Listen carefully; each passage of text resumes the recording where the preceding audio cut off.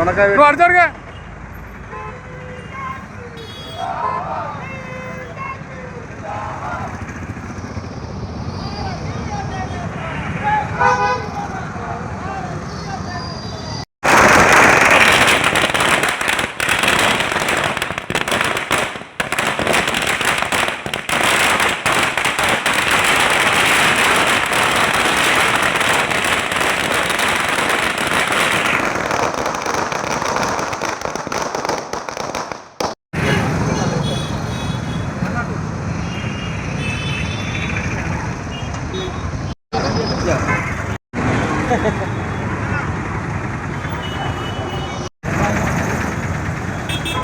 రారా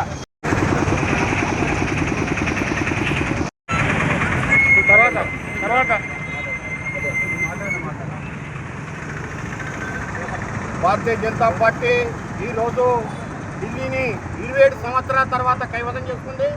మరి కేజ్రీవాల్ మరి లిక్కర్ కుంభకోణం కానీ అక్కడ ఎటువంటి అభివృద్ధి పనులు చేయకపోవడం కానీ అక్కడ ఢిల్లీ ప్రజలు డబల్ ఇంజన్ సర్కార్ మోడీ ఉంటేనే ఈ దేశ అభివృద్ధి జరుగుతుందని మోడీ ప్రభుత్వాన్ని మోడీ దిశానిర్దేశాలను ప్రజలు నచ్చి మెచ్చి ఈరోజు ఢిల్లీ గడ్డపై కాషాయ జెండా ఎగిరేస్తుండ్రు. మరి ఇది శుభసూచకము. రాబోయే తెలంగాణ కానీ కర్ణాటక కానీ బీజేపీ కైవసం చేసుకుంటుంది. అత్యధిక భారతీయ జనతా పార్టీ ఈ దేశంలో పడే అతిపెద్ద పార్టీ.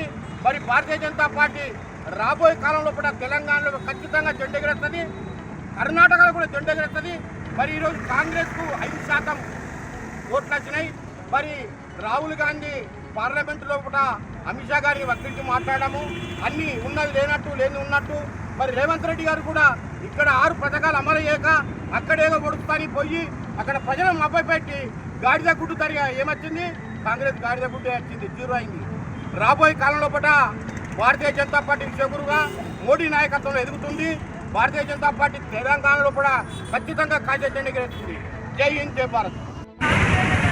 మన భారతదేశంలో మొట్టమొదటిసారిగా మొత్తం కాషాయంతో కనిపిస్తుంది. భారతదేశంలో చాలా మటుకు రాష్ట్రాలన్నీ మొత్తం ఆరెంజ్ కలర్కి వస్తుంది. ఎంతో చాలా సంతోషంగా అనిపిస్తుంది. ఈరోజు మన కేంద్ర దిగువైన ఢిల్లీలో బీజేపీ కైవసం చేసుకోవడము ఎంతో ఆనందదాయకము. దానికోసం మేము ఇక్కడ జగిత్యాల పట్టణ ఆధ్వర్యంలో సంబరాలు జరుపుకోగలిగాము. భారతీయ జనతా పార్టీ ఢిల్లీలో seat Bharatiya Janata party seat కైవసం చేసుకోవడం చాలా సంతోషకరమైన విషయం. జగిత్యాల పట్టణ శాఖ తరఫున జగిత్యాల పట్టణంలో భారతీయ జనతా పార్టీ నాయకులు అందరం కలిసి సీట్ల పంపిణీ చేసుకుంటూ సంబరాలు చేసుకోవడం జరిగింది. అంతేకాక మన స్థానిక సంస్థల్లో కూడా భారతీయ జనతా పార్టీ సీట్ కైవసం చేసుకోవడం జరుగుతుంది. అంతేకాక తెలంగాణ రాష్ట్రంలో డబుల్ ఇంజన్ సర్కార్ రావడం ఖాయమని మోడీ గారి నేతృత్వంలో భారతీయ జనతా పార్టీ ప్రభుత్వం ఏర్పాటు చేయడం జరుగుతుందని తెలియజేస్తున్నాం.